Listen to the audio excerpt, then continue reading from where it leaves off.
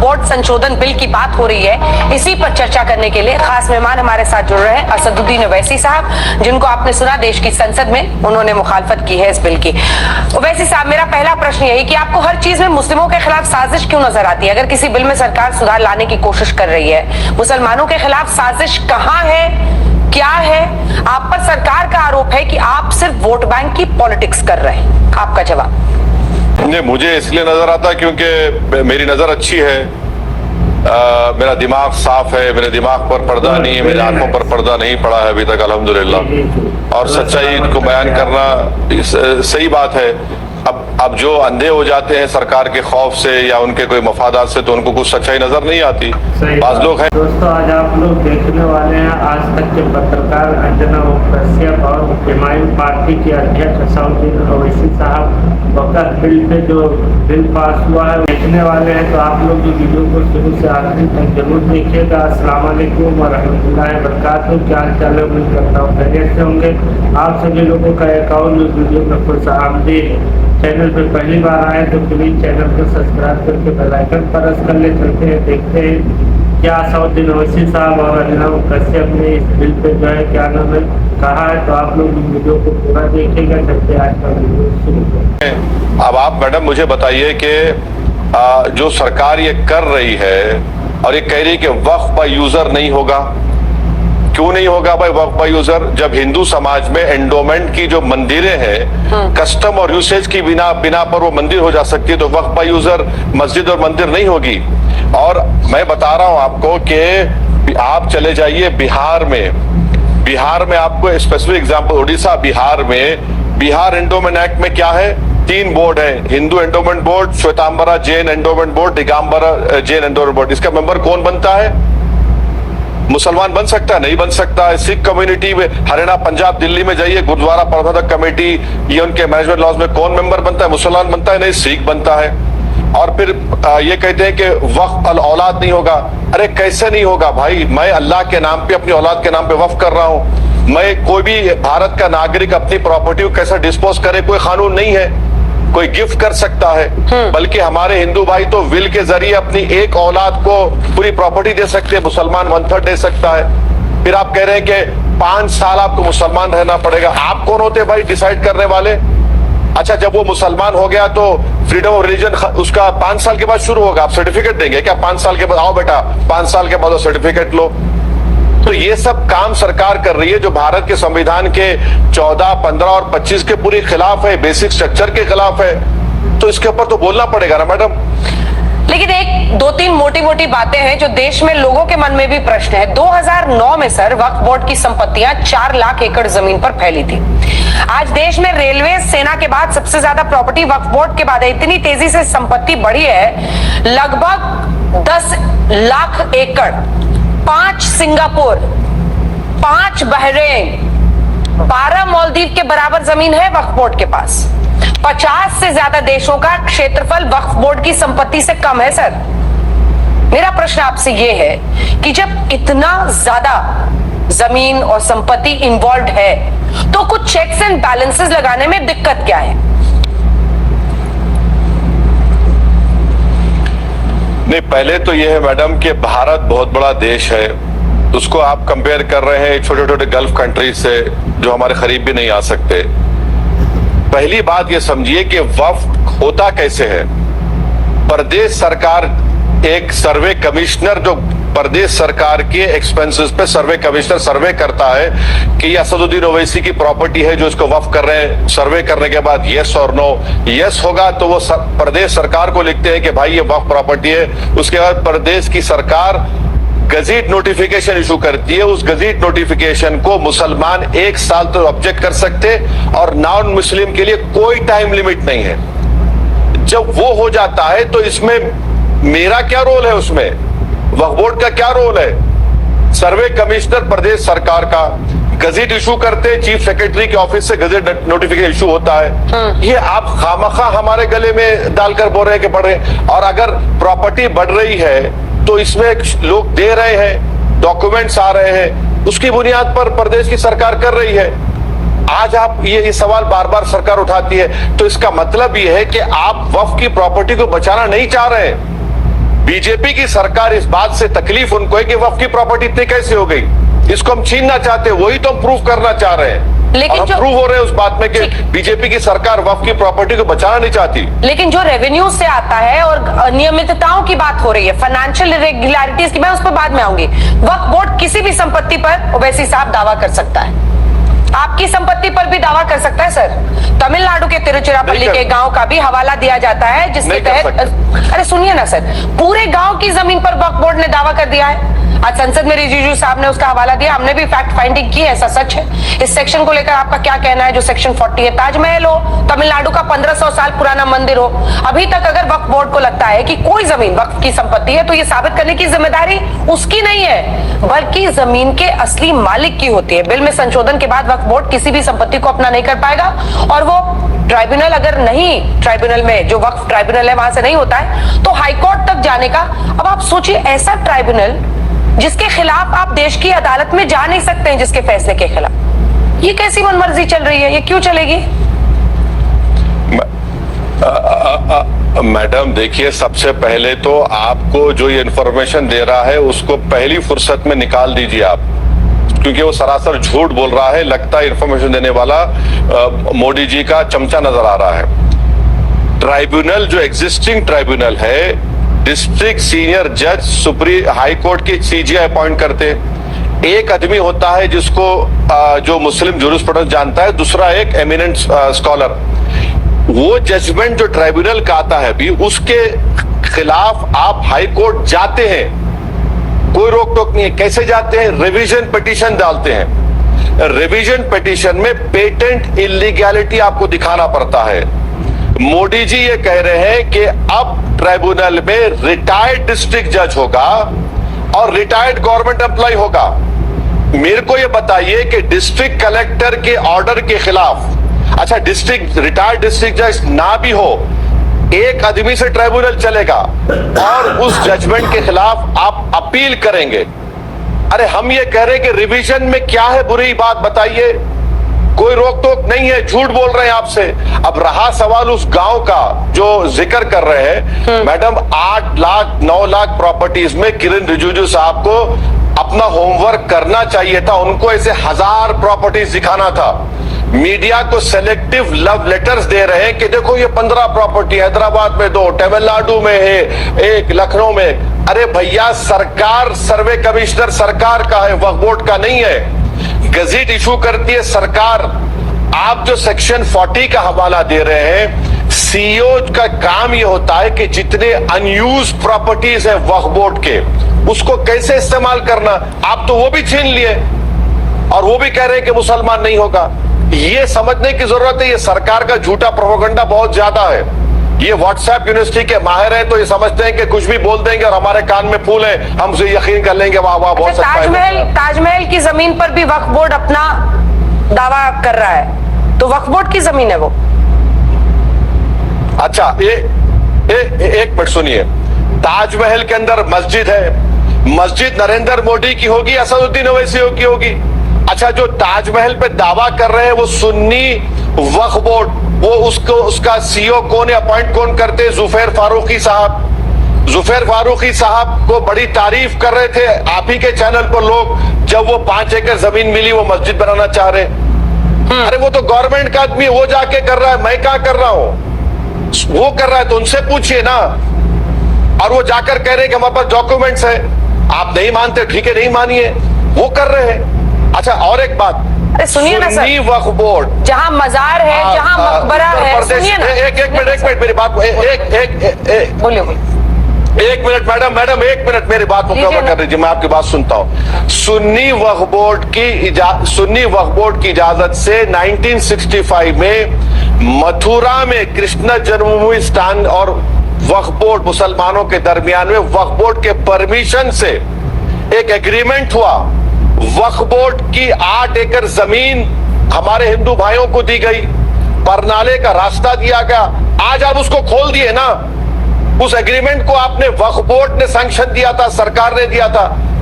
तो इसीलिए हम कह रहे हैं कि हम दूध के जले छाछ को भी फूक फूक कर पिएंगे। पर जहां मकबरा है वहां पर आपको वक्त का क्या है मतलब? ये तो इस्लाम में मुझे नहीं लगता कि आपने कहा कि खुद ही जो सुन्नी बोर्ड है, ऐसे में मकबरे पर क्या इस्लाम से तो में मान्यता नहीं रखी जाती है मजार मकबरे को? अगर मैं गलत हूं तो बता दीजिएगा। ताजमहल पर हूं मैं अभी। नहीं, ये नहीं, मकबरा है, खबर है, दरगाहें हैं, खानखाएं हैं। अजमेर की दरगाह का अलग सिस्टम है, अलग कानून है, मगर जहां पर दरगाह होगी, दरगाह की जमीन होगी। अब मिसाल के तौर पर एकनाथ शिंदे ने स्टेटमेंट दिया कि भिवंडी या मुंबई में जो हाजी मलंग की दरगाह हमारी है, मुसलमानों की नहीं है। तो होगा क्या कि कलेक्टर के पास शिंदे रिपोर्ट लिखेंगे कि ये दरगाह नहीं है, ये मंदिर है। अब वो क्या कलेक्टर की मौत पुकारी वो मुख्यमंत्री के खिलाफ रिपोर्ट देगा? वो तो अपना देखेगा ना कलेक्टर। वो बोलेगा भाई मैं मुख्यमंत्री के खिलाफ कुछ लिखूंगा। हाँ, तो आपको सुप्रीम डीएम पर कोर्ट भरोसा नहीं है मतलब? डीएम जो है जी, डीएम को जो है उसको बिल्कुल भरोसा नहीं है आपको मतलब? डीएम एक कॉन्स्टिट्यूशनल पोस्ट है, डीएम काम करता है, बाकी सबके लिए उसका काम सही रहेगा, बस मुस्लिमों के खिलाफ उसका काम रहेगा। मतलब आप एक पूरे इंस्टीट्यूशन पर आप उसी पर सवाल खड़ा कर दीजिए। आप बोल लीजिए, मैं आपको देखिए, डीएम कॉन्स्टिट्यूशनल पोस्ट नहीं है। डीएम एक एग्जीक्यूटिव में का अपॉइंटी है। रूलिंग पार्टी जो मुख्यमंत्री होता है उसका अपॉइंटी है। सुप्रीम कोर्ट ने कह दिया कि रेवेन्यू अथॉरिटीज टाइटल नहीं डिसाइड कर सकते। सुप्रीम कोर्ट ने और पूरी दुनिया जानती है कि जो बेसिक प्रिंसिपल है नेचुरल जस्टिस का, कोई अपने ही मैटर में जज नहीं बन सकता। यही तो हम कह रहे हैं। सुप्रीम को ये समझना चाहिए। कौन सा कलेक्टर योगी आदित्यनाथ के खिलाफ फैसला देगा? कौन सा कलेक्टर हरियाणा के मुख्यमंत्री की सरकार के खिलाफ फैसला देगा? कहां देगा बताइए ना। और कानूनन सुप्रीम कोर्ट ने कह दिया कि revenue authorities can not decide title, survey commissioner करेगा, गजीट होगी। यही तो हमारा मुतालबा है। और मैं आपसे रिक्वेस्ट कर रहा हूं, आपकी टीम से रिक्वेस्ट कर रहा हूं कि आपके दर्शकों से बताना चाह रहा हूं, section 3A, section 3B, section 3C and amendment of section 4 पढ़ ले। अगर कोई भी जाकर कलेक्टर से कहेगा कि सर ये ओवैसी जिस जगह पर बैठा हुआ है वो वक्फ नहीं है, तो कलेक्टर ये कहेगा कि पेंडिंग इंक्वायरी वक्फ नहीं है। अरे मैं 100 साल से वक्फ का यूजर हूं। यही तो इसमें ऑब्जेक्शन है हमारा इस बिल में। अगर आपकी संपत्ति को वक्फ बता दे कि हमारी संपत्ति है, तो फिर ओनस आप पे रहेगा प्रूफ करने का कि ये वक्फ की संपत्ति नहीं है। क्या करेगा? मैं आपको एग्जाम्पल दे रही हूं, बताइए क्या करेगा। अब एक औरत है ना, एक महिला जिसका उदाहरण आ रहा है कि उनको उनकी जमीन को इसी तरह से वक्फ ने बता दिया। एक साहब थे तमिलनाडु में, वो शादी के लिए जमीन बेचने गए, बोला गया कि आप पहले वक्फ से नो ऑब्जेक्शन सर्टिफिकेट लेकर आइए। अब ऐसे लोग क्या करें, कहां जाएं? आपको सबका सब वही लग रहा है, लेकिन ऐसे मामले हैं इस देश में और ये केसेस चल रहे हैं मिस्टर ओवैसी। मैडम, मैं वही तो आपको और आपके देखने वालों को बताने की कोशिश कर रहा हूं कि उस गांव की जमीन को सर्वे कमिश्नर प्रदेश सरकार का है, उसने सर्वे किया और कहा कि ये वक्फ की जायदाद है। 1 साल का ऑब्जेक्शन टाइम लिमिट मुसलमानों को दिया गया, नॉन मुस्लिम्स को टाइम लिमिट नहीं है। वहां की तमिलनाडु की सरकार ने गजेट नोटिफिकेशन जारी कर दिया। आप चैलेंज करिए ना, कौन रोक रहा है आपको? बराबर चैलेंज होगा। हैदराबाद में सुप्रीम कोर्ट में लोग जाते हैं, वक्फ बोर्ड केसेस हारता है, बाज वक्त वो खुद मिल जाते हैं किसी से, बाज वक्त तो कोर्ट का फैसला आता है। तो ये इसको मैडम 8 लाख जायदादों में किरण रिजिजू को सिर्फ 15 मामले नजर आए। अरे भाई थोड़ा होमवर्क करके अच्छा झूठ बोलो। 15 मामले कम होते हैं आपकी नजर में, ज्यादा मामले उठाने चाहिए थे। ठीक है, आप अपनी दलील दे रहे हैं, लेकिन देखिए आप कॉन्स्टिट्यूशन को हमेशा दिखाते हैं ओवैसी साहब। आप कहते हैं संविधान से ही देश चलेगा, लेकिन देश में धर्म के आधार पर ट्रिब्यूनल सिर्फ वक्फ बोर्ड वाला ट्रिब्यूनल है, नहीं तो आर्म फोर्सेस ट्रिब्यूनल है, एनजीटी है, इंडस्ट्रियल ट्रिब्यूनल है, इनकम टैक्स अपीलेट ट्रिब्यूनल है। वक्फ ट्रिब्यूनल लेकिन होना चाहिए। क्यों होना चाहिए? धर्म के आधार पर।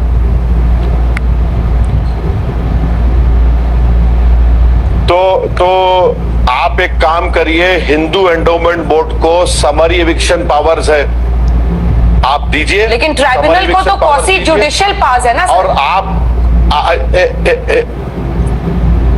देखिए मैडम, कई ट्राइब्यूनल्स हैं, ये ट्राइब्यूनल वक्फ के मैटर्स को देखता है। ये ट्राइब्यूनल का जज असदुद्दीन ओवैसी, अंजना ओम कश्यप अपॉइंट नहीं करते, उस स्टेट का चीफ जस्टिस अपॉइंट करता है। उस ट्राइब्यूनल के खिलाफ आप रिव्यू पिटीशन डालते हो, सुप्रीम कोर्ट को जा सकते हैं।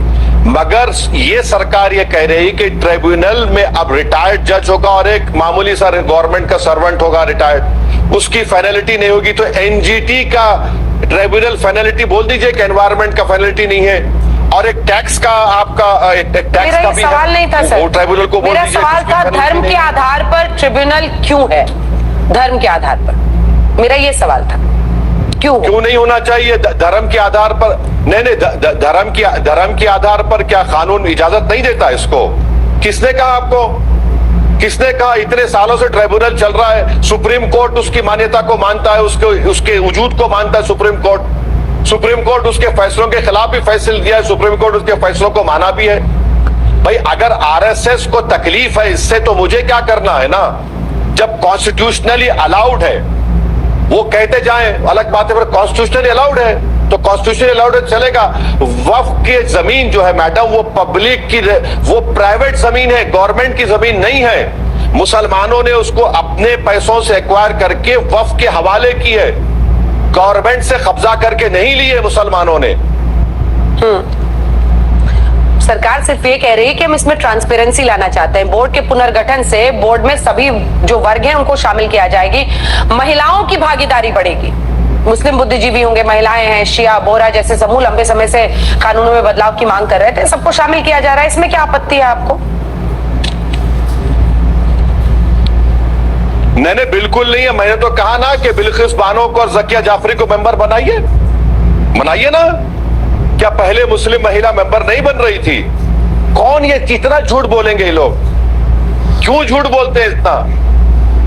आप एक मुसलमान को टिकट नहीं देते, एक को दिए, जमानत नहीं बचा पाया मल्लापुरम में। प्रधानमंत्री हमारी महिलाओं को बोलते हैं कि बच्चा पैदा करने वाली मशीनें हैं। प्रधानमंत्री हमारी महिलाओं को कहते हैं कि हमारे हिंदू बहनों के गले से छीना हुआ मंगलसूत्र उनको दिया जाएगा। अरे सर, आज आप मुस्लिम महिलाओं से मोहब्बत की बात कर रहे हैं। सुनिए ना ओवैसी साहब, जीत हार ही तय होगा तो आप भी तो 2 से 1 हो गए, नहीं मोहब्बत तो आपसे भी अधूरी रह गई। नहीं मैडम देखिए, मेरा मामला छोड़ दीजिए, मैं कॉन्स्टिट्यूशनल और पॉलिटिकल रियलिटी की बात कर रहा हूं। अब ये सरकार कह रही है ना, ये सरकार कह रही है आगा खानी का वक्त बनाएंगे। मैं आपके जरिए से किरण रिजिजू और नरेंद्र मोदी इस प्रोग्राम को देख रहे हैं, तो मैं मेरे प्रधानमंत्री से पूछना चाह रहा हूं, मुंबई में आगा खानियों का जो यतीम बच्चों का यतीम खाना था, जिसको एक बहुत बड़े आदमी ने 25 करोड़ देकर खरीद लिया और एक आलीशान बिल्डिंग बना दी, प्रधानमंत्री उनके साथ उनके घर को चले जाते, क्यों गए प्रधानमंत्री? फिर आगा खानियों का यतीम खाने की 20 कहां गई? वो यतीम खाना कहां गया बताइए? और एक मैडम, और एक बात समझिए, सेक्शन 52 में, अभी मौजूदा सेक्शन 52 में यह था कि जो वक्फ की प्रॉपर्टी को बेचेगा रिगरस इंप्रिजनमेंट मिलेगा उसको। मोदी जी क्या करते हैं? सिंपल इंप्रिजनमेंट मिलेगा। ये करेंगे आप? ये करना चाहेंगे आप? किसको आंखों में धूल झोंक रहे हैं? क्या आपको क्या दिख रहा है, क्या करना चाह रही है सरकार? मतलब आप तो हमेशा कह रहे हैं कि मुस्लिमों के खिलाफ है, लेकिन वो कह रहे हैं कि हम इसमें समानता लाने की, ट्रांसपेरेंसी लाने की कोशिश कर रहे हैं। आप कहते हैं कि वो बेच देंगे, ये कर देंगे, सारी जमीन हड़प लेंगे। क्या कर लेगी सरकार, क्या करेगी? मैडम देखिए, सरकार का एजेंडा हिंदुत्व आइडियोलॉजी का एजेंडा है। ये बीजेपी की सरकार है, एनडीए की सरकार नहीं है। सरकार अभी भी इस घुमंड में है कि हम 300 आए, वो इस बात को नहीं मान रहे हैं। इसीलिए महाराष्ट्र का चुनाव है, हरियाणा का चुनाव है, तो सरकार ये अपने हिंदुत्व के वोट बेस को एक मैसेज देना चाह रही है। मुझे यकीन है कि वो उनका मैसेजिंग नाकाम साबित होगा।